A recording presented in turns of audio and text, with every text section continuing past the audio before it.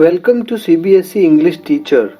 Let's now look at the overview of the lesson Memories of Childhood for Class 12 English. Let's begin with the lesson overview now. There are two stories in this lesson. The story 1 is The Cutting of My Long Hair, written by Zitkala Shah, and the story 2 is We Too Are Human Beings, written by Bama. Guidelines. Before reading the story, you must think over number 1, discrimination on the basis of caste, creed, or color, and number 2, evil of untouchability. Introduction. Memories of Childhood presents autobiographical accounts from the lives of two women writers, Zitkala Shah and Bama, belonging to marginalized communities. Both of them narrate their childhood experiences. The first account, The Cutting of My Long Hair, is given by American Indian woman from the late 19th century, while the second one, We Too Are Human Beings, is by a Tamil Dalit writer. Story 1, The Cutting of My Long Hair. Zitkala Shah in The Cutting of My Long Hair vividly describes how her long and beautiful hair was forcibly cut during her childhood. She tells us how she was mercilessly dragged out. She had expressed her opposition by kicking wildly and scratching her tormentors, but all in vain. She was tied to a chair and finally she had to bear the brunt of their inhuman behavior. She says that no one came to help her and not a single soul consoled her. Summary: The Cutting of My Long Hair. The story begins with Zitkala's first day in a boarding school, Carlisle Indian School. It is a school opened for native Indians where they are trained to leave behind their own culture and become part of the American culture. Zitkala describes that she really felt bad when a shawl is taken off her shoulders by the school authorities before entering into the dining hall. She also wonders about how the other Indian girls agreed to wear tight clothes which were immodest according to her, as their whole body shape could easily be seen.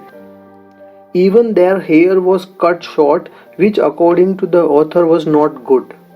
Her mother told her that only a coward's or a mourner's hair should be shaved off.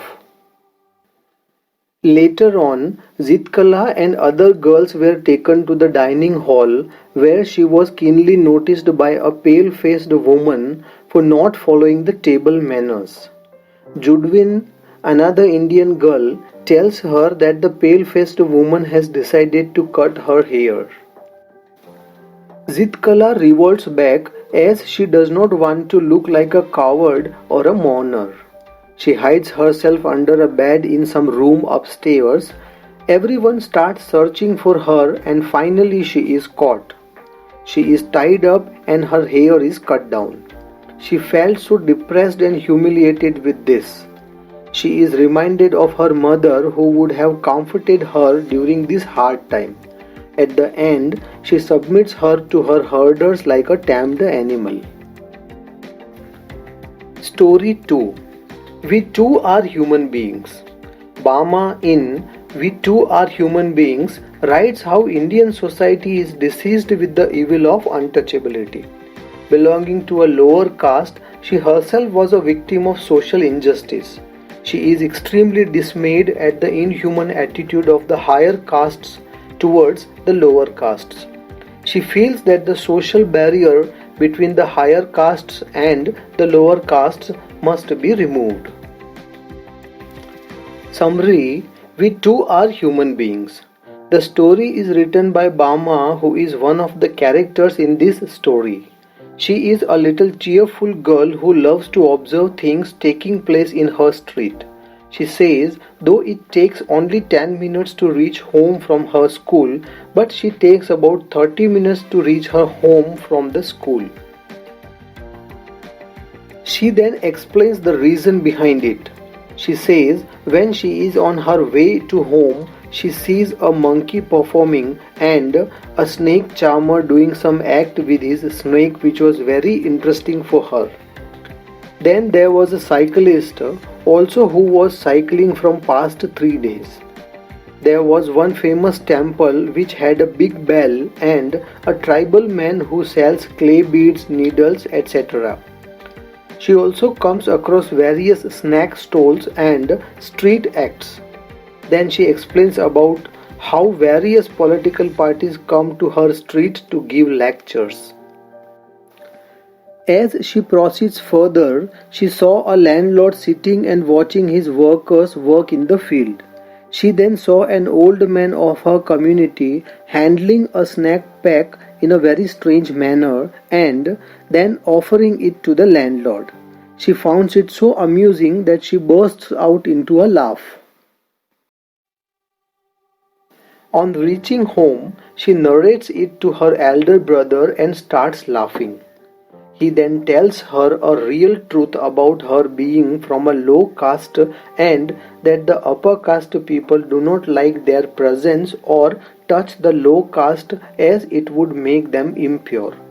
She finds it so disgusting that she grows angry over the upper caste people. Some days later, her elder brother is questioned about his whereabouts to know his caste. He then suggests her to study hard as only this could earn her respect. She works as per his suggestions and becomes the topper of her class. This not only earns her respect but many friends too. Theme: Memories of childhood depicts the fact that children are extremely sensitive to their surroundings and react very strongly against the discrimination and indignities meted out to them. Zitkala Sa, representing the Native American woman, condemns the dogma and evil of oppression. On the other hand, Bama criticizes untouchability and caste discrimination. The narrative has a universal theme which highlights the reaction to the hatred and cruelty meted out to the downtrodden and discrimination on the basis of caste, creed, and social hierarchy. Essence: Both accounts from two different and distinct cultures convey the experiences of two educated women from marginalized communities who look back at their childhood and reflect on their relationship with the mainstream culture. They feel disgusted at the way the lower caste people were stripped of all honor, dignity, and self respect.